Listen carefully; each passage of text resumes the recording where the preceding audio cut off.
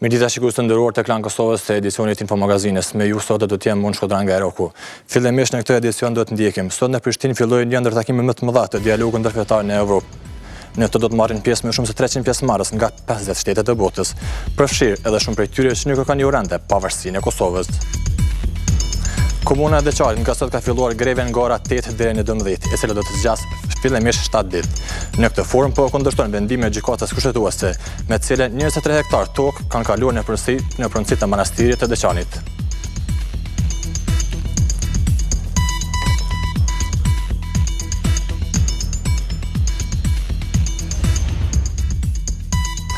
Rreth 1200 vendet të reja të punës janë shpallur sot të hapura nga kompanitë vendore dhe të huaja. Krejt kjo në kuadër të panajirit Diaspora, Investimi dhe Punësimi, e cila u organizua nën patronatën e Odës Ekonomike Kosovare. Këtë edicion e nisi me ngjarjet e cila tani më është duke vazhduar faktikisht në komunën e Deçanit. Atje e krejt pra gjitha administrata komunale ka hyrë në grev, duke bojkotuar punën kështu. Kjo ka ndodhur nga ora 8 deri në ora 12. Këtë e ka konfirmuar për Klan Kosovën kryetari i komunës së Deçanit Rasim Salmanaj, i cili ka treguar se kjo grev do të vazhdojë për një javë si një formë kundërshtimi ndaj këtij vendimi. Kjo mënyrë e kundërshtimit është përkrahur edhe nga kryesia e lidhjes së historianëve të kësaj komune, Ali Hadri, dekani i Deçanit. Pra, historianët e këtij qyteti kanë përsëritur kërkesën për ndërheqjen e kryetares së gjykatës kushtetuese Arta Ramosaj, e cila sipas tyre ka legalizuar vendimet e kohës së masave të dhunshme dhe se e tillë nuk ka legjitimitet të jetë më në krye të këtij institucioni. Po ashtu, historianët kanë kërkuar ndërhyrjen e qeverisë së Kosovës në zgjidhjen e kësaj çështje. Ndërkohë që siç paralajmëruam, sot është organizuar një panel i punës. Aty kanë marrë pjesë shumë të reja të Kosovës për të sprovuar veten nëse do të kenë mundësinë që të gjejnë një vend të punës.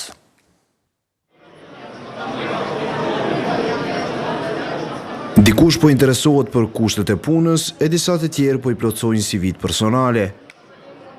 Krejt këtë po ofron para njëri punës Diaspora, Investimet dhe Punësimi, i cili të martën ishte i hapur për të gjithë të interesuarit për punë.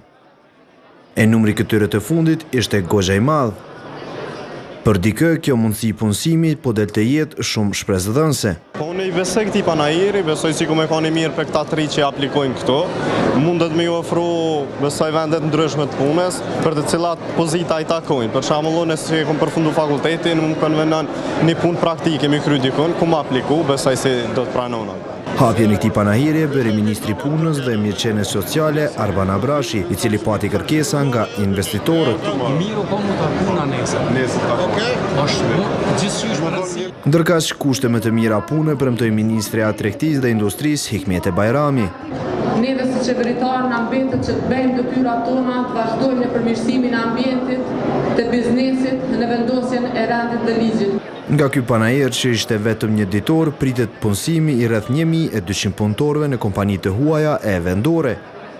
Gjithë kjo realizua në organizimin e Odës Ekonomike Gjermano-Kosovare dhe disa akterëve të tjerë.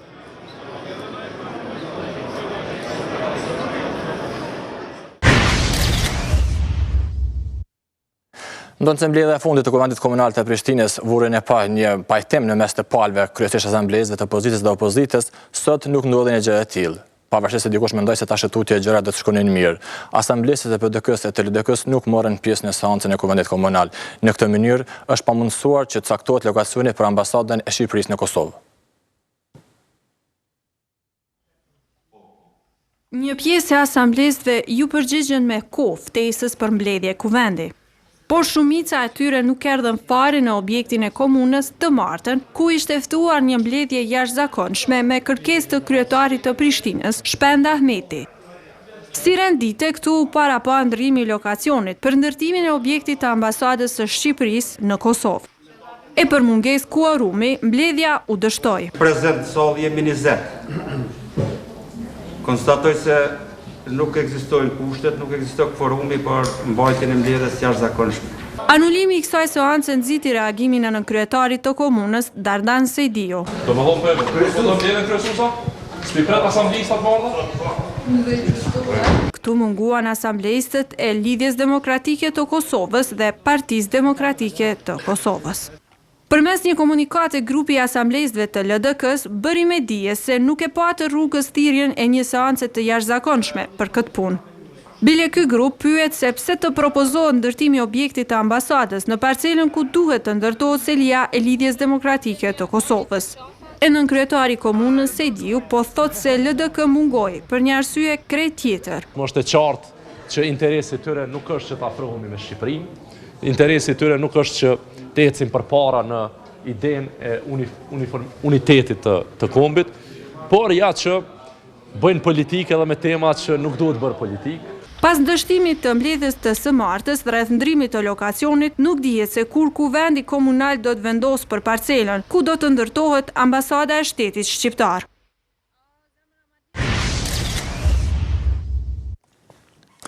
Ndërkohë në koalicionin e mes të LDK-s e PDK-s ka shpëtuar për pak pa prishur. Kjo pasi dy drejtorët komunal nga PDK-ja, Ukselimaj, drejtori i shërbimeve publike dhe Sali Lajçi, e kanë vendosur për dhe kanë votuar rishikimin e buxhetit. Zëdhënësi i komunës së Pejës, Engelbert Zefaj, i tha Klanit se tani koalicioni do të vazhdojë punën normalisht.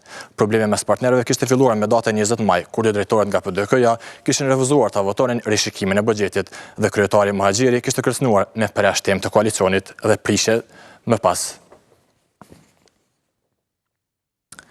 Një seancë mbajtje dhe kuvendi komunal i Ferizajit, ku aty nuk mundin fakt të vazhdoj me pas puna, edhe pse ishte thirrur, për shkak se në sallë qëndruan disa nga grevistët e fabrikës së tubave. Ata tani 2 javë janë duke vazhduar aty dhe nuk duan që të tërhiqen, duke kundërshtuar vendimet e mëparshme të ndërmarra, të cilët vazhdimisht prakta kërkojnë që të u paguhen atyre pagat. Me pranimin e të rretënën asamblesë në këtë seancë u miratuan megjithatë të gjitha pikat të rendit të ditës, ndërkaq që pari i komunës së Ferizajit tas janë të prirur të respektojnë rregullat ligjore, njëkohësisht shpresin që edhe ish punëtorët e fabrikës të plotësohen dhe të plotësojnë kërkesat e tyre. Ndërkohë shkojmë tani nga Ferizaji në prezent ku atje subjekti politik Bashkimi Demokratik i cili udhëhiqet nga Zafir Berisha në fakt i është bashkuar sot përfundimisht të subjektit të Fatmir Limajt pra partisë Nisma për Kosovën. Tash tutje pra ky subjekt ka kaluar në nismën dhe bashkërisht kanë thënë se do të vazhdojnë të ardhmen që të jenë një opozitë e fortë. Ndryshe Berisha, pra Zafir Berisha është deputet aktual i Kuvendit të Kosovës, edhe pse kohët e fundit nuk janë duke marrë pjesë në seancat plenare. Kthehemi tani vazhdojmë një tim krejt tjetër. Sot është shënuar dita ndërkombëtare kundër dohanit. Institucionet shëndetësore në Kosovë kanë paralajmëruar se do të marrin masa radikale, ndërsa edhe kanë paralajmëruar disa ndryshime në pakat e cigareve, që kanë të bëjnë në proklamimin se cigaria nuk duhet të pijet nga të rinjt, po as edhe nga të vjetrit. Dhe kështu duken do thot paketimet e standardizuara. Bëhuni gati për paketimet e standardizuara. Kjo ishte motaja 31 majit ditës ndërkombëtare kundër duhanit. Ato paketime sipas institucioneve shëndetësore të involvuara në këtë çështje do të përmbajnë mesazhe vëdësuese e po ashtu fotografi dekurajuese për duhanpirësit. Si mas për të kufizuar apo ndaluar përdorimin e logove, ngjyrave, imazheve të brendeve apo informatave promovuese në paketime. Ky standardizim sipas ministrit të shëndetësisë Met Rahmani vjen nga mos respektimi i ligjit kundër konsumimit të duhanit. Sot nuk jemi në pozitën për të deklaruar se ky ligj po zbatohet ashtu siç u zbatua në vitin e parë dhe të dytë të jetës së tij, pasi që shkelet janë evidente. Edhe ish ministri i shëndetësisë tani i mjedisit Ferit Dagani, në kohën e të cilit u miratua ky ligj, tha se nuk po ka mbështetje të duhur që ai të zbatohet. Ndaj sipas tij nevojitet një vetësim më i madh qytetar. Në esencë, dashuria dhe patriotizmi sot për shtetin matet me atë se sa janë gjendje qytetarët, sa janë gjendje bashkë të institucioneve me zbatu ligjin në fjalë. Pirja e duhanit në masë të madhe ka detyruar shumë shtete që ta zbatojnë paketimin e standardizuar të duhanit. Statistikat tregojnë se çdo vit në botë si pasojë e konsumimit të duhanit vdesin 5.4 milion njerëz në botë.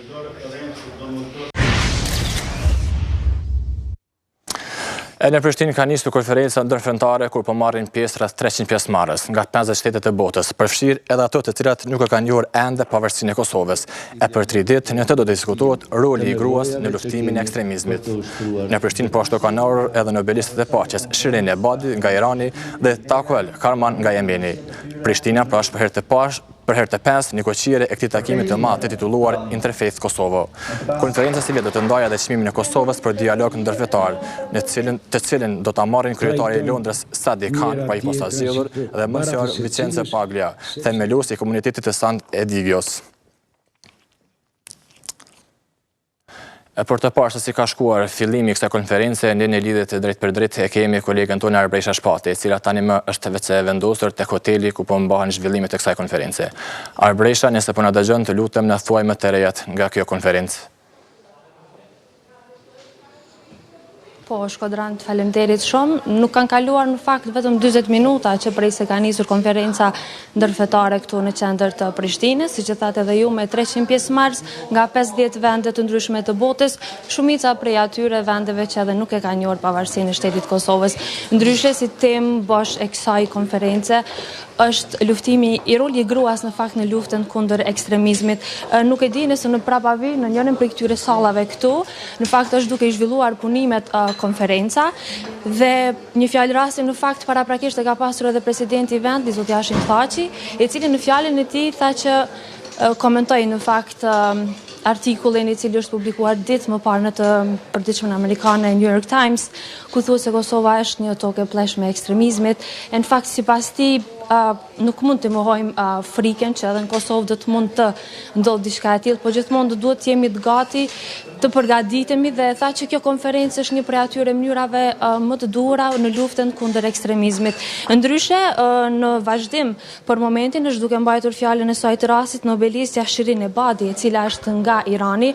Ajo në fakt foli për praktika që ekzistojnë në vendin e saj, ku shumica e grave diskriminohen, edhe ajo ceku që feja islame nuk është ajo e cila i diskriminon femrat, por është në fakt gjinia mashkullore e cila gjithmonë mundohet të dominojë mbi femrat. Sipas saj, kjo konferencë, e cila mbahet në Kosovë për herë të pestë, është një prej mënyrave më të duhura që të tregojmë rolin e gruas në shoqërinë përgjithësi.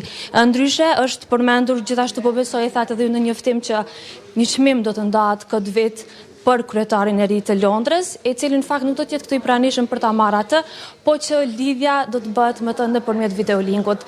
Kaq për kësaj konference, kalojmë linjën tek ju në studio. Faleminderit shumë Arbresha, ndërkohë që nëse ka ndonjë të re në zhvillim e sipër, të lutem na informo. I kthehemi ne tani rrjedhës edicionit dhe do të flasim pak për drejtësi. Vetëm një muaj pasi prokurori Danilo Cesarelli zbuloi identitetin e 2 dëshmitarëve kryesor kundër Azem Sylës, ka kërkuar nga gjykata që identiteti i tyre tash të jetë i mbrojtur. Prokuroria ka refuzuar të flasë nëse mban përgjegjësi nëse në çfarëdo forme të synohen dëshmitarët për shkak se vetë u ka zbuluar identitetin. Emrat e këtyre 2 dëshmitarëve me të dhënat e plota dhe pjesë të dëshmive të tyre janë vënë në kërkesën e prokurorit për paraburgim për disa prej 21 të dyshuarve për krim të organizuar dhe shpërlarje parash, raporton Insideri. Përveç kësaj, emrat e tyre përmenden edhe në vendimin e gjykatës për caktimin e paraburgimit. Ndërkohë, një raport të ushtarakëve gjermanë në Kosovë për deputetët e Bundestagut thuhet se gjendja në përgjithësi mund të konsiderohet stabile, ndaj edhe Gjermania do të ulë numrin e trupave në Kosovë, raporton Der Spiegel. Gjermania është e pranishme me trupa ushtarake në Kosovë qysh nga viti 1999. Për tani që fundi i misionit të NATO-s duket në horizont, ushtarët gjerman do të zvogëlohen në numër, shkruan gazeta gjermane. Aktualisht në Kosovë janë rreth 750 ushtarë gjerman, por janë edhe 700 ushtarë të tjerë që janë e gjendë gatishmërie të aktivizohen brenda 2 javësh, nëse është e nevojshme, por me vendimin e fundit numri do të zvogëlohet në 650. Ndërkohë, gazetari dhe humanisti i madh gjerman Rupert Neudeck ka vdekur sot në moshën 77 vjeçare. Neudeck ka kontribuar shumë gjatë luftës së fundit në Kosovë në vitet 1999 e deri më tani, dhe po ashtu ka ndihmuar me strehimin dhe ushqimin e të zhvendosurve të luftës. Themeluesi i kampanamurit kishte siguruar kampe strehimi për refugjatët kosovarë në Maqedoni edhe Shqipëri. Aktivitetin e tij për humanistin e Kosovë e kishte vazhduar në ndërkohë edhe pas luftës. Ai kishte siguruar edhe për spitalet e Kosovës barnat e nevojës së parë dhe po ashtu ndërtimin e disa ambulanteve. Neudeck, para se të themelonte këtë organizatë, punoi si gazetar në disa mediume gjermane. Megjithatë, ai u bë i njohur me kapanamor, me të cilën u dolin në ndihmë njerëzve me nevojë dhe refugjatëve në vende të ndryshme të botës. Shkojmë tani pak më larg në Taiwan, ku atje është organizuar një protestë të jetë kreative. Në të u përdorën një maketë deri për të kundërshtuar një politikë shtetërore.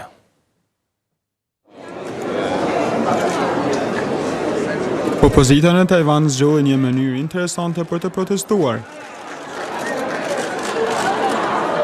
Në parlamentin e këtij vendi, mëngjesin e së martës, pjesë e tij u bë edhe një derë prej makete.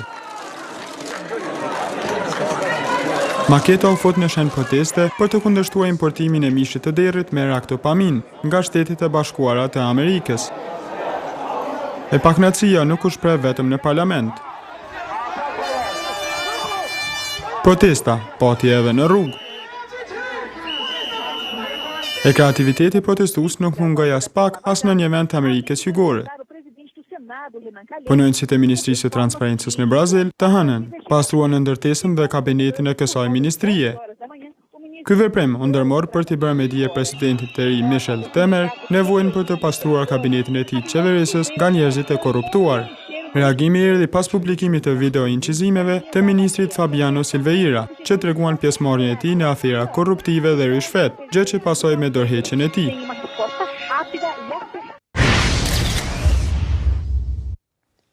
Kjo ishte pjesa e parë e emisionit ku sollëm disa informacione, ndërkohë që tani do të jetë edhe pak për debatin e studio, ku të ftuar kemi dy persona, drejtorin e administratës së komunës së Deçanit, zotin Bashkim Ramosaj, dhe profesorin universitar, profesor Mazllum Baraliu. Me ta do të flasim rreth greves së komunës së Deçanit, i cila në vazhdimsi është duke kundërshtuar vendimin e gjykatës kushtetuese, që rreth 23 hektar tokë i afal manastirit të Deçanit. Për fillimisht do të kemi pak minuta marketing e më pas kthehemi me debatin e studio. Do të vazhdojmë tani me debat me temën e paralajmëruar, ku mysafir të ftuar sonte kemi profesor Mazllum Baraliu. Mirë se keni ardhur profesor. Faleminderit për ftesën. Edhe drejtori i administratës së komunës së Deçanit, zotin Bashkim Ramosaj. Mirë se keni ardhur. Mirë se jam.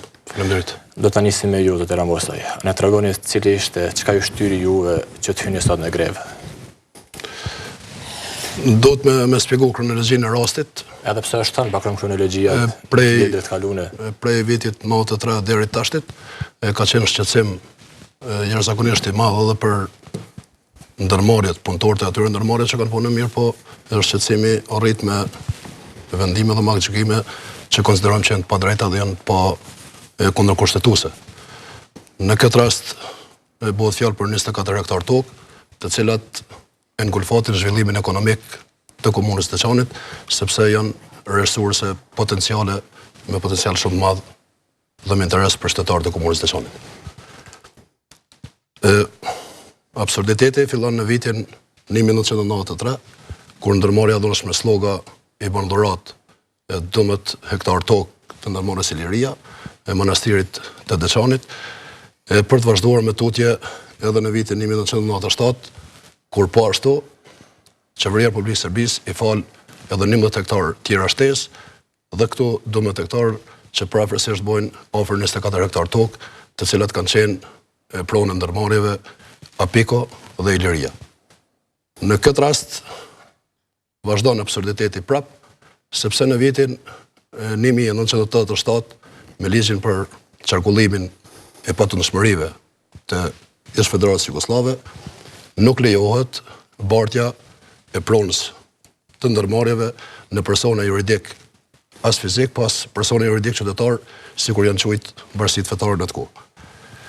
Edhe pse me ligje tjera të qarkullimit të patundshmërive në kohën e Miloševićit, ndrohet dy herë këto ligje dhe në mënyrë të veçanta veprojnë ex specialis mbi këtë ligj, po ashtu prap nuk është lejuar që prona të bartet manastirit të Deçanit për vetë faktin sepse s'ka pas modos, nuk ka pas model ligjor që ka ndodhur deri në atë kohë.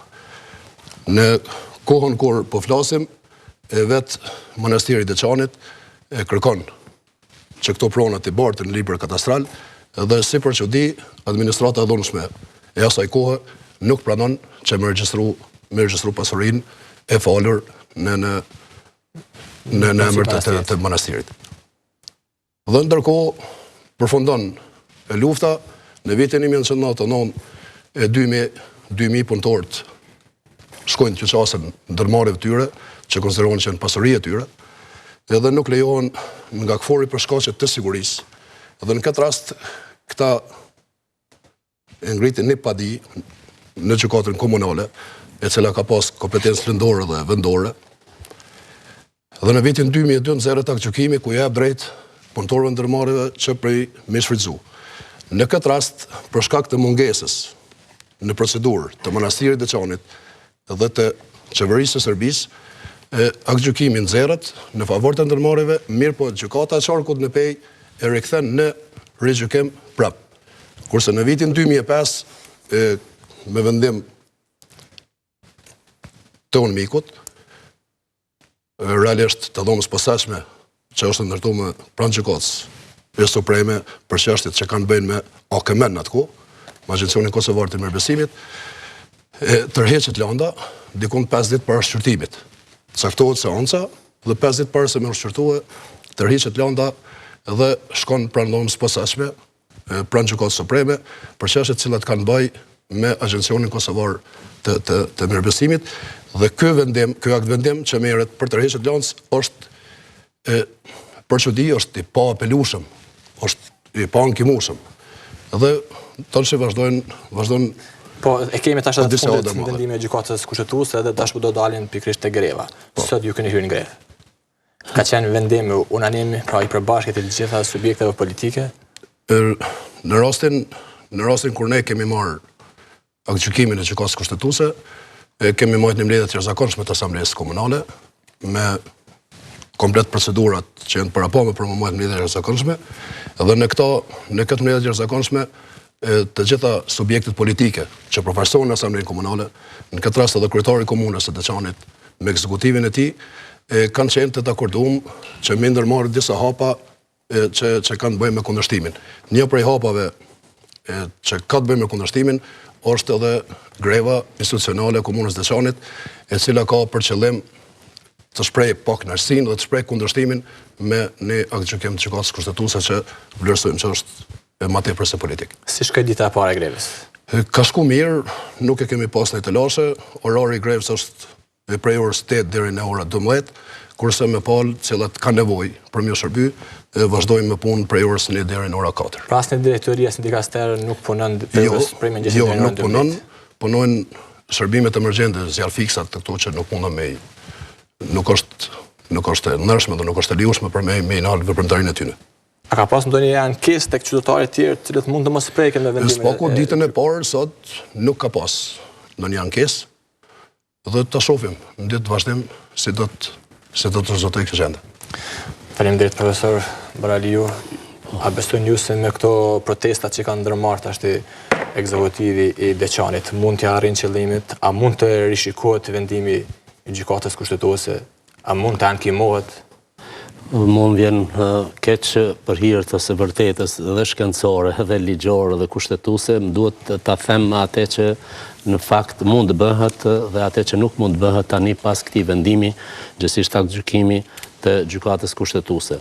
Me Kushtetutën e Republikës së Kosovës, me ligjin kushtetues dhe me rregulloren e punës së gjykatës kushtetuese, të gjitha vendimet e gjykatës kushtetuese janë të paankimueshme, janë përfundimtare dhe janë të obligueshme për të respektuar nga të gjithë qytetarët e Republikës Kosovës, secili veç e veç dhe nga gjitha institucionet.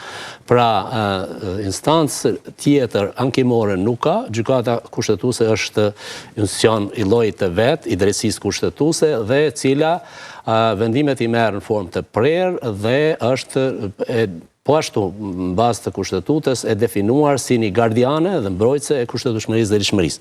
Mirë po, për hir të vërtetës, përsëri duhet thënë që po kjo gjykatë në veprimtarinë e saj kaq të shkurtër, do të vijojmë tutje. Po vetëm këtë fjalim është çështje e kontinuitetit, edhe logjik edhe profesional, ka dëshmuar jo një herë, më shumë se një herë, se din të ketë vendime kontradiktore, shpeshherë tejkaluese nga ingerenca dhe kompetencat që ka dhe të papranueshme madje, sikurse edhe kjo e këtij rasti për aktgjykimi me rastin e parashtruesit të manastirit Deçanit.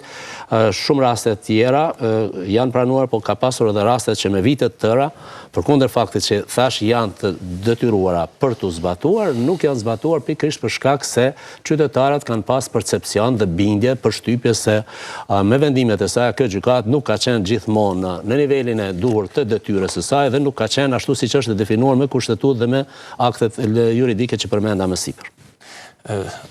Nderuar, profesori po thotë që janë të pankëmuara vendimet e gjykatës kushtetuese. A jeni konsultuar ju me juristët para se me hyrë në grevë për këtë çështje?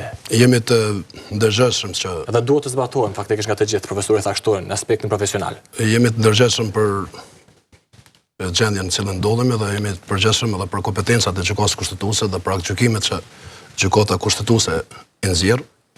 Ne spaku kemi marrë zotimin dhe kemi deklaruar, keni pa edhe prononcimin e kryetarit komunës, po ashtu edhe të asamblesë komunale që ky vendim spaku nga kjo legjislaturë nuk do të zbatohet. Në rastin më të keq të mundshëm, mund të kemë urdhëresë për zbatimin e aktgjykimit që gjykatës kushtetuese, që nënkupton bartjen në librat katastrale të kësaj prone, që është nëzër aktgjykimi ta, ne nuk do të jem aktert e bartjes të këtij aktgjykimi, dhe se e tillë mund të ketë edhe pasoja, që në rastin më të keq mund të ketë edhe shkarkim nga pozicioni edhe të asamblesë dhe të kryetarit, mirë po edhe procedura për ndjekje penale. Këtë them që kundërshtimi ka me vazhdu, për shkak ndoshta një kalume historike që edhe Kosova e ka pas, e që në rastet caktume mos më unis, ma larë po më unis prej 28 marsit në 89-ën kur është supremua autonomia Kosovës, kur ndoshta dikush ka besu që e përfundoi gjithçka, është kundërshtu kjo dhe kemi ardhur në një situatë komplet tjetër. Në këtë rast e them me kompetencë që ky aktgjykim është marrë komplet në kundërshtim me të rendin kushtetues juridik të Republikës Kosovës, sidomos pas shpalljes së pavarësisë të 2010-s. Dhe për këtë kemi fakte të bazuara, të cilat për çdo jurist janë fakte relevante, janë fakte mjaft fuqishme dhe janë fakte mjaft të pranueshme. Cili është ai fakti kryesor sipas jush? Fakti kryesor është qëndrojnë 2-3 fakte kryesore, të cilat kisha pas shef me përmend për shkak të opinionit publik, që më sqarua opinionin publik, në rastin e themelimit të Agjencionit Kosovar të Mirëbesimit. Agencioni Kosovar i Mirëbesimit ka pas për obligim, në bazë rregulloreve, ka pas për obligim për me menaxhue pasurinë e ndërmarrjeve shoqërore në këtë rast, me rrit vlerën e tyre, edhe kanë pas të drejtë në bazë diskrecionit me bë veprime, mirë po veprimet e tyre gjithmonë kanë odoshtjen në harmoni me rritjen e vlerës së atyre ndërmarrjeve. Në këtë rast, përfaqësuesi i zyrës ligjore të mikut, në këtë rast zoti Ernest Çopke, i cili parasitet si palë në procedurë, në vend se të mbrojë interesin e ndërmarrjeve, ai krijon marrëveshje, krijon ujdi gjyqësore me monastirin e Deçanit, ku ja jep bën marrëveshje për faljen e këtyre pronave. Kur dalim të rendi kushtetues juridik, ne e dim që me 21 maj të vitit 2008, pas shpalljes pavarësisë, është nxjerrë ligji për themelimin e Agjencionit Kosovar të privatizimit. Dhe në këtë rast, Agjencioni Kosovar i privatizimit na del suksesor universal i të drejta dhe detyrime që i ka pas Agjencioni Kosovar i Mirëbesimit deri në këtë kohë. Dhe për absurditetin e kohës, merret prap në vendim në vitin 2009, po ashtu nga përfaqësuesi i zyrës ligjore të mikut, i cili ende vazhdon të përfaqësoj Agjencionin Kosovar të Mirëbesimit. Gjatë kësaj kohe, të gjitha gjykatat e rregullta të Republikës Kosovës kanë qenë të informuar me një letër cirkulare që pushon mandati i Agjencionit Kosovar të Mirëbesimit dhe nis me u zbatu Agjencioni Kosovar i privatizimit, i cili e merr të drejtat dhe detyrimet. Dhe por mos me ulsun detale edhe të mashonta, këtu na dalin shumë kontradita. Sepse unë mendoj dhe këto që e them e bazoj në fakte dhe në ligjet të aplikueshme në Republikën e Kosovës, që gjykata e shkallës parë, gjykatat e rregullt të shkallës parë, spari duhet të kujdesen për kompetencën e vet lëndore dhe kompetencën e vet vendore. Në këtë rast vlerësoj që gjykata supreme, dhe më posaçme gjykata supreme, ka qenë inkompetente për trajtimin e këtij kontesti. profesori mbas të na shpjegon më mirë këtë.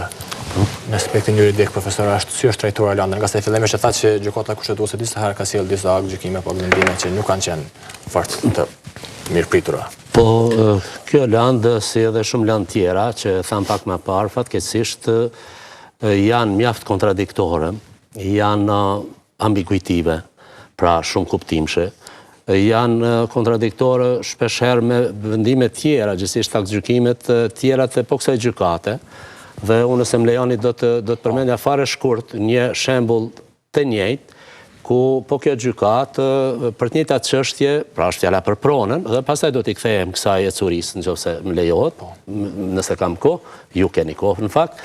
Dhe pra ka shumë çka këtu për të thënë dhe shumë çka për të dyshuar se me të vërtetë kjo që është bërë këtu nuk ka qenë edhe proceduralisht dhe në pikpamje përmbajtësore, substanciale, zgjidhja më e mirë po është zgjidhje përfundimtare, tha më parë dhe jemi ku jemi mirë, po ndonë se është kjo kështu që është, tash ju tregoj, ka plot vendime, ose të paktën ka disa vendime që i din opinioni publik i Republikës Kosovës që me vitet e tëra nuk zbatohen të kësaj gjykate. Njëra prej këtyre që është kontradiktore me këte, është pikërisht rasti Selvinaz Top dhe të tjerët është me numër referus 60 i vitit 2015, saksisht i datës 25 maj të vitit 2015, pra vitit kaluar. Këtu në këtë rast, gjykata e njëjtë që ka prunë një vendim kësaj në dëm të pronarëve legjitim dhe legal, pra të dy ndërmarrjeve të përmendura, dhe natyrisht edhe komunës së Deçanit, e cila është privuar gjatë procedurave të shumta që kanë zgjatur mbi 15 vjet, shpeshherë nuk është pranuar as drejta që të jetë palë ndër gjyqëse, gjithsesi palë e interesuar në procedurë, por mënyrat më të ndryshme të mundshme, por gjithnjë edhe kontradiktore, nivelet e ndryshme, madje të po kësaj dhome të veçantë të Gjykatës Supreme dhe të Agjencisë së Privatizimit janë trajtuar në mënyra të ndryshme dhe çështja është hequr madje në një moment të caktuar nga gjykata që është dhoma e veçantë, si gjykatë speciale, pra e veçantë, dhe edhe dhoma e veçantë e Gjykatës Supreme është dërguar në kompetencë të gjykatës atëherë komunale, tani themelore të PES, Degan e Deçan.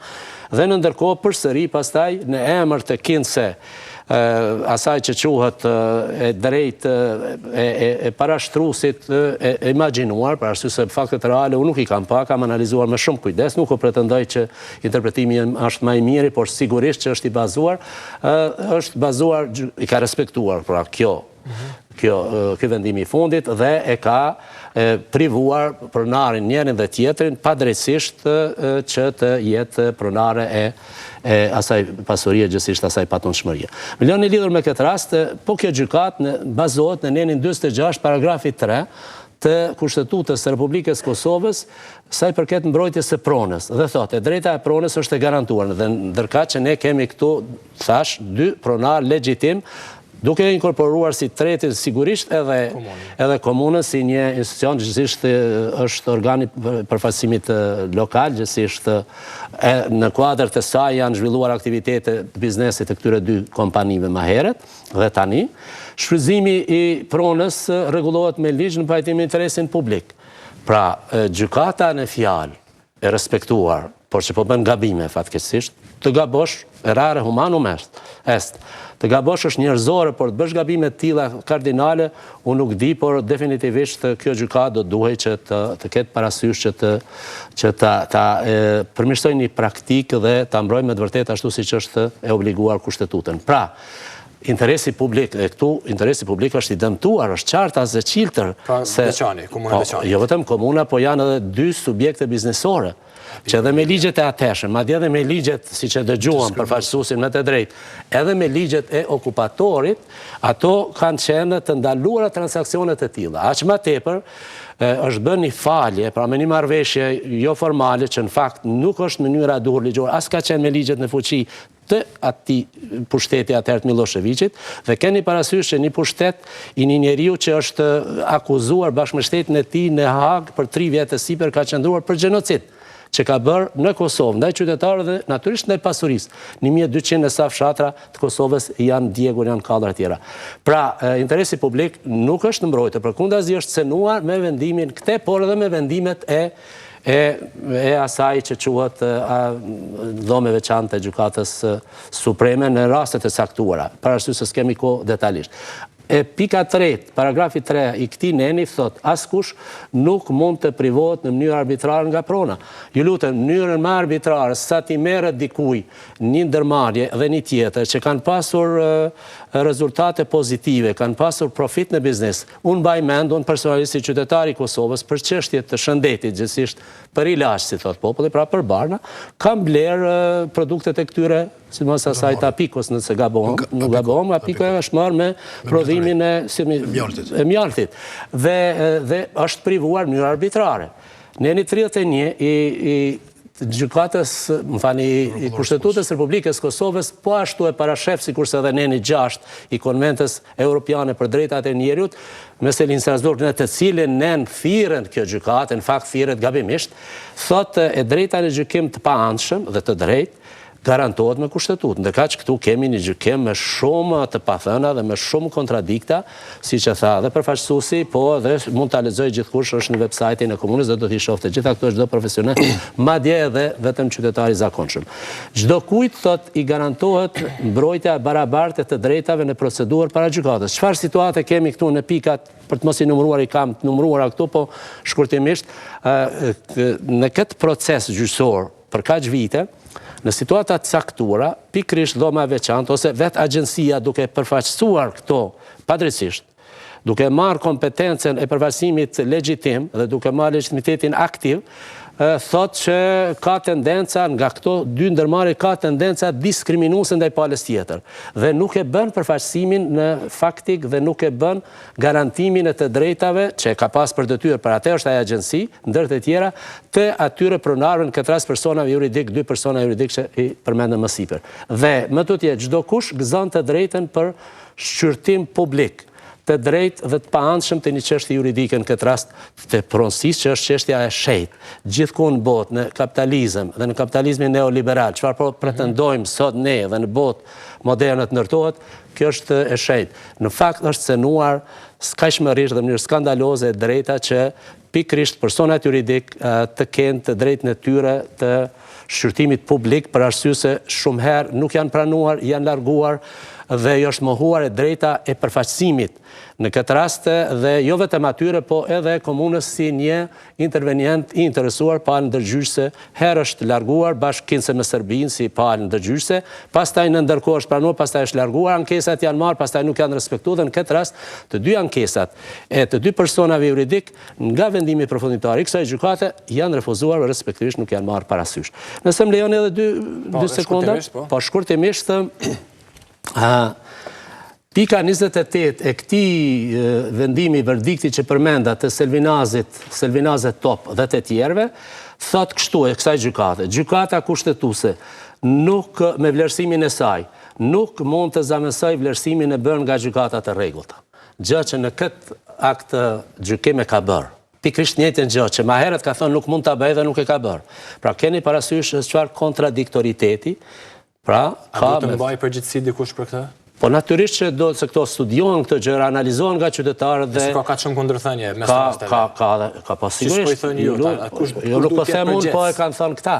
Unë po e citoj pikën 28 të akt vendimit përkatës që është refuzuar se kërkesa nuk është pranuar nga qytetarja, me pretendim që ka drejt proni, ka thonë jo s'ban dhe nuk ban net përzimin punë të gjykatës sepse ajo është kryer. Pika tjetër thotë që po e them përmendshme se po nguteni ju, thotë që gjykata kushtetuese nuk mund të jetë ta luajë rolin me vlerësimet e saj dhe vendimet e saj të gjykatës së shkallës së 4. Gjë që tash e ka bërë pikërisht njëjtën gjë. Dhe ka edhe argumente tjera, po këto janë të mjaftuara për faktin se për të njëjtat çështje, sepse është çështje ekskluzivisht pronësie dhe pronësie të patundshme dhe madje është tepër flagrante që një ndërmarrje t'i privohet e drejta me një akt të një pushteti i cili dihet që ka qenë okupues dhe të mos i pranohet e drejta në një sistem demokratik cilin po pretendojmë me ndihmën e Bashkisë Ndërkombëtare modelin më të mirë ta ndërtojmë ne. Dhe kjo vërtet ka shumë çka që e arsyeton pezmin dhe pakënaqësinë e qytetarëve, por edhe revoltën e tyre dhe prandaj do duhej që me të vërtetë kjo gjykatë në të ardhmen të ketë konsiderat për punën që e bën dhe të jetë parimore dhe e pandikueshme. A bestojnë ju që ka pasur dikim dikush në vendimin e gjyqtarëve? S'ka si tjetë ndryshe, në rast se janë vlerësu faktet dhe provat, ishtë dashë në cilët një gjykim komplet tjetër, dhe unë po besoj dhe jam i bindur në këta që kë gjykimit gjykatës kushtetuese është ma tepër se pamflet politik ilësuar nga kjo gjykatë, e cila në praktikat juridike të krejt sistemeve ligjore të botës nuk ka ndodhë ose nuk mund është me hasë një vendim të këtil. Pse mirët bashkë për Deçanin, një vendim i tillë? Nuk është vetëm për Deçanin, po kjo është, unë vlerësoj që jo vetëm qytetarët e Deçanit me këtë rast janë shkelur, ju ka shkelur e drejt atyre që t'i gëzojnë këto prona, t'i shfrytëzojnë këto prona, mirë po këto është edhe një parametër i dyfisht që është diskriminues. Në Republikën e Kosovës, në ligjit e Republikës Kosovës, ende nuk ekziston një ligj për rikthimin e pronës. E çak edhe kur është jep si dhuratë këto prona, nuk ka pas një ligj tillë. Në Republikën e Serbisë ka hyrë në fuqi ky ligj në vitin 2006, kurse kontrata mbi dhuratën është bërë në vitin 1997. Në Republikën e Kosovës nuk kem ligj për rikthimin e pronave. Nëse bashkë dashur për mi rikthy pronat, atëherë pronarët privat, cilët kanë pretendimin ato prona, sepse në kohën e nacionalizimit të pronave të vitit 46, edhe pronarëve privat ju ka marrë një pjesë shumë e madhe aty, dhe ne tradicionalisht i dim kufit e manastirit të Deçanit, ka i ka pas. Në këtë rast, kur gjykata kushtetuese ka marrë këtë gjykim, ka bërë diskriminim ose ka bërë segregim të palëve që kanë qenë procedurë, sepse kemi pas pronar privat, cilët po ashtu janë konë pjesë e ankesave në gjykatën supreme, respektivisht në dhomën e posaçme të gjykatës supreme. A keni thashtë në komunikim me qeverinë? Cila është qëndrimi tyre? Nëse duket... Me qeverinë qendrore, nga se atje në nivel lokal jeni të gjithë. Si qytetarë të Deçanit, mirë po dhe si institucion, në këtë rast jemi vetëm, s'paku unë nuk kom pa në deklarim të institucioneve qendrore të Republikës Kosovës, përsa i përket kësaj teme. Shpresoj që në të ardhmen t'janë të inkorporuar edhe institucionet relevante që kanë kredibilitet institucional të merë më shqetësimin e kësaj, sepse ne gjendemi në një situatë që nuk është e mirë. Mund të ketë çfarëdo lloj mënyrash të kundërshtimit dhe që mund të edhe dalin nga kontrolli jonë. Profesor tha që nuk mund të anë ke mod vendimi, por megjithatë a ka ndonjë instancë apo ndonjë institucion i cili mund të ndikojë pak a shumë që ky vendim të revokohet apo të rikthehet, apo mund gjehet ndonjë hapësirë juridike pak a shumë? Po në radhë parë. Meqense ka një fakt nësi kaq të madhe, është greva, janë protestat e vazhdueshme, deklarimet e njerëzve që edhe mund të ketë eskalim situata që do të flasim pak më vonë me. Pikërisht. Në radhë parë përgjigjen e morëm ne nga përfaqësuesi i komunës Deçanit se thjesht nuk do të gjejë zbatim ky vendim nga institucionet përkatëse dhe pikërisht kjo komunë është kompetente që në nivelin lokal të katastrit, që janë të pavarësuar nga Agjencia Kryesore e Katastrit në punën e tyre, nuk do ta bëjë regjistrimin e pronës. Derisa nuk bëhet regjistrimi i pronës, nuk ka konvaliditet të plot dhe nuk ka, them kështu, shfrytëzim, disponim të plot të pronës. E dyta, një instrument tjetër, ndonse ne fatkeqësisht ende jemi të diskriminuar si shtet, nuk jemi të pranuar në Organizatën e Kombëve Bashkuara dhe nuk jemi legjitim në Strasburg në gjykatën për drejtat e njerëzit, megjithatë unë mendoj që pikërisht për të pasur parasysh këtë që tha përfaqësuesi me të drejtë tensionimin e gjendjes, pakënaqësinë e madhe qytetarëve, me këtë padrejtësi që ata konsiderojnë të tillë flagrante, siç po thuhet, dhe po dëgjohet natyrisht dhe po veprohet, që pikërisht të merren edhe institucionet e vendit me këtë dhe që të shiqohet mundësia që të bëhet jo vetëm nga komuna dhe nga personat juridik në fjalë që kanë interes juridik dhe ekonomik për të parashtruar çështjen në gjykatën e drejtave të njerëzit evropiane pranë Strasburg, po pikërisht edhe qytetarët të cilët janë të tangetuar me këtë, sepse i tangon edhe qytetarët e saktuar, për më tepër në dëgjum që ka edhe qytetarët të cilët po të njëjtat interesa, kërkesa që kushtetuta u garanton t'i drejtohen pra për shkeljet e drejtave të njerëzit, drejtave individuale, në këtë rast edhe prona është njëra prej drejtave më të rëndësishme, e kanë problemin e tyre, e kanë në procedurë, po ja që kësaj është dhënë prioritet, ndërka që atyre sigurisht ende nuk kanë epilogu në duhur. Po çfarëdo epilogu ligjor që do duhet vinte eventualisht, dhe jam i sigurt që nëse kadri si unë ende besoj në institucionet tona që ka drejtësi dhe nuk janë të gjithë ata që gabojnë, atëherë ata do të mund të fitonin dhe atëherë vim në një situatë paradoksale. Çfarë do të kemi një verdikt të gjykatës supreme, të drejtësisë kushtetuese, që është i pa apelueshëm, i pa ndryshueshëm, i pa targetueshëm në asnjë mënyrë, pra s'mundet në një marrëveshje me thonë hajt, po ta jap këtu, merre këtu, dhe kemi një vendim gjykatës të rregullt e cila kërkon që pronat i kthehet XY-nit. Dhe atëherë çfarë situata absurde bim ne dhe po bim ndonjëherë, siç është rasti i punëtorëve pra gjykatës kushtetuese që ka gjykuar në një mënyrë për shkeljen e drejtave të njerëzit me rastin e punëtorëve të fabrikës Gypave në Ferizaj, po dhe rastet e tjera siç ishte me logon e kuvendit komunal në Prizren, në kështu me radhë që me vite të tëra qytetarët drejt për drejti heshtazi ose në mënyrë aktive kundërshtuan dhe nuk dëshironin ta zbatojnë vendimin. Profesor, zoti Ramosaj tha se ne përfundimisht nuk do ta zbatojmë këtë vendim.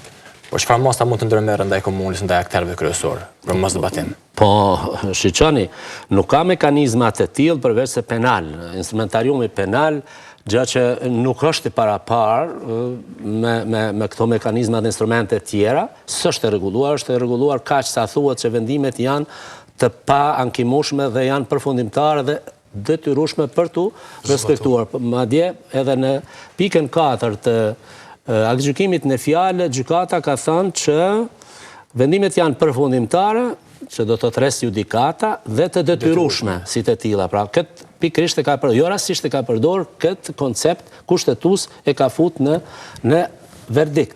Pra vendimet janë të tilla, nuk mund të apelohen dhe... Po në këtë rast, për shembull, tash kur komuna nuk i zbaton? Nuk i zbaton, asgjë ka kompetencat e veta, prandaj duhet mendojnë mirë edhe institucionet tona se çfarë vendime bin, po edhe institucionet tona se çfarë ligje bëjnë. Pra ne, çfarë ligje bëjmë? Do të mos të ketë shkarkime, a mund të ketë për shembull... Po mund ta bëjnë ata, por nuk ish dashur të ketë shkarkime, mund të ketë dikush shkon edhe për mos realizimin e vendimeve është vepër penale. Të institucioneve tjera sankcionohet me kodin penal, e tjera ka edhe shumë vepra që mund t'i bashkangjiten. Për ta ashtu duhet menduar mirë se çfarë është kjo punë. Sepse derisa, më falni, por derisa me rastin e Ferizajt, 600 sa ditë ishin ata punëtorë këtu në atë ditë dhe më në fund u aprishin edhe atë vend. Edhe ata janë grevë, po aprishin këtu, ishin para qeverisë dhe askush s'vriste mendjen.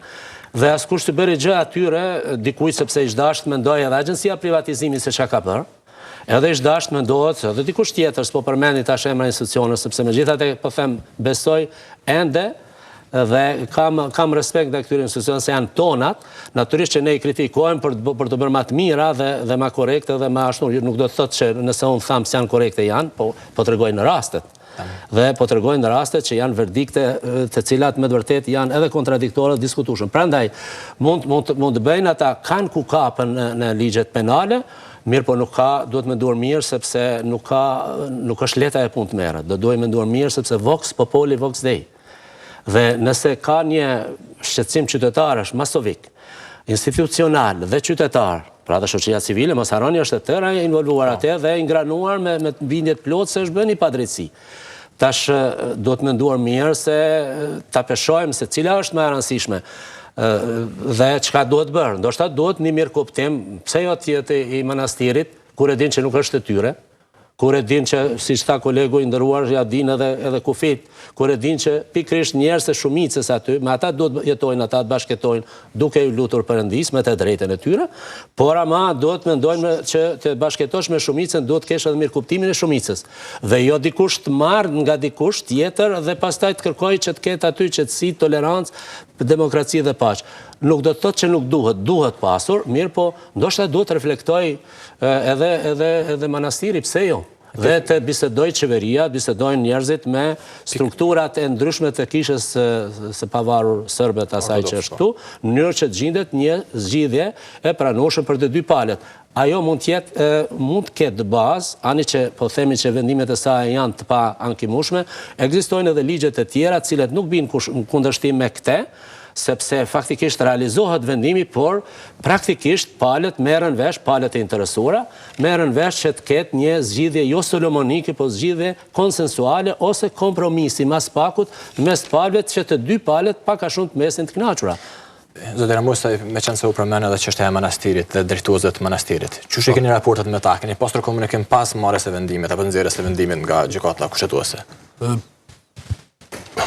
ka ndonjë hapësirë për negocim apo për bashkëpunim? Në një kohë kemi pas raporte solide me ta, sepse janë qytetarë të komunës të Deçanit, janë njerëz që praktikojnë besimin e tyre dhe janë po ashtu trashëgimi kulturore në këtë rast, me cilën edhe mburret Deçani, kurse kohëve të fundit nuk kemi pas ndonjë komunikim me ta, edhe pse zakonisht ne gjithmonë jemi kohë të gatshëm me komuniku dhe me gjetë marrëveshje të përbashkët për sa i përket kontestit në fjalë. Kjo gatishmëri ka munguar nga ana tyre dhe ata kanë pas interes të njanshëm dhe interes të theksuar për këto prona që në një farë mënyrë është e pa drejtë dhe është e pa pranueshme dhe është e pa tolerueshme. Nëse në rast se lëshohem në kontekstin historik që të viteve të kaluara, në del që manastiri nuk qëndron vetëm si vend i shajt, mirë po që ka pas raste të caktuara kur edhe popullatën e Deçanit e ka ndëshku. Unë pa dashur me ulshu fort në historikun e largët, mirë po që ende ka gjenerata që janë gjalla, ka vitin 1908 deri në vitin 1913-14, kur në kohën e sabatarës ne janë kemi varrezat në për qytetin e Deçanit. Dhe po ashtu kemi edhe marrje të pronave, kemi edhe marrje të mullive, kemi marrje të pronave të qytetarëve, pronarëve privat, dhe në këtë rast është një historik që me ulshu në historikun e komplet kësaj gjendje, domthonë është me ngjyrë zezë komplet. Dhe pra ashtu kjo po vazhdon prapë me pretendimet e njëjta, do të thotë që ne kemi bërë thirrje sa herë në adresë manastirit dhe po ashtu të udhëheqësve të manastirit Deçanit që të jenë të kujdesshëm, sepse ne si popull, si qytetar, asnjëherë nuk e kemi bërë keq manastirit, përkundrazi kemi mbrojtur manastirin, e kemi përkrahur dhe kemi rujt. Kurse manastiri nuk na ka kthyer me të njëjtën monedhë, por na ka kthyer me aspekte të papranueshme, sikur është edhe pretendimi tashtit për uzurpimin e pronave komunale. Zotë Ramosaj, çfarë masa do të mbërë tjera përveç grevës? Ne kemi pas 2 ditë përpara, kemi pas mbledhje të asamblesë komunale me dyert të mbyllura në këtë rast, dhe po ashtu është formuar një komision i prirë nga kryetari i komunës zoti Rasim Selmanaj, dhe po ashtu janë përfaqësues të gjithë spektrit politik, të cilët janë pjesë e asamblesë komunale, të përkrahur edhe nga shoqëria civile e komunës Deçanit, dhe ky komision mban takime të rregullta ditore, i shqyrton mundësitë e kundërshtimit dhe po ashtu merr vendime për hapat që duhet me ecmatutje. Cilat mundin ata hapa? Në këtë periudhë ne kemi pasur iniciativë qytetare, sidomos prej përfaqësuesve ndërmarrje, punëtorëve ndërmarrje, sepse vlen theksuar rasti këto ndërmarrje që kanë ekzistuar në atë kohë, në kohën e fundit, para se me hy masat e dhunshme, kanë pas nisë më shndruar edhe në shoqëri aksionare, ku sidomos në qeverinë e Markovicit u lejojke që të janë si shoqëri aksionare, edhe pse kanë qenë ndërmarrje shoqërore dhe kanë kapital të vetin të investuam aty.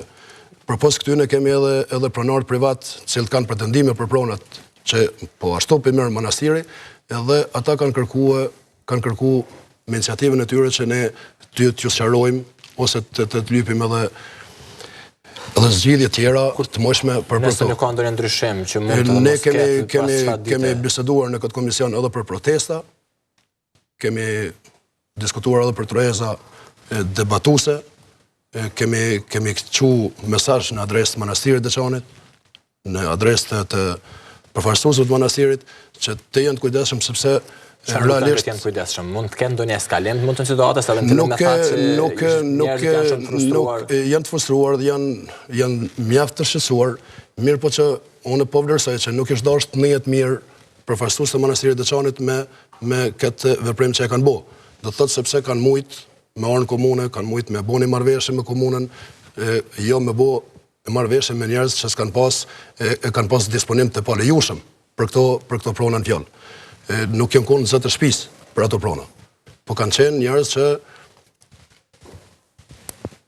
tekstualisht janë njerëz politik, janë njerëz me pretendime të De facto edhe ato shfrytëzohen tokat tani nga manastiri. Jo, tokat janë të pashfrytëzueshme. Një pjesë. Një pjesë e këtyre pronave janë të shfrytëzueshme nga manastiri, në mënyrë arbitrare, pa ndonjë vendim të veçantë.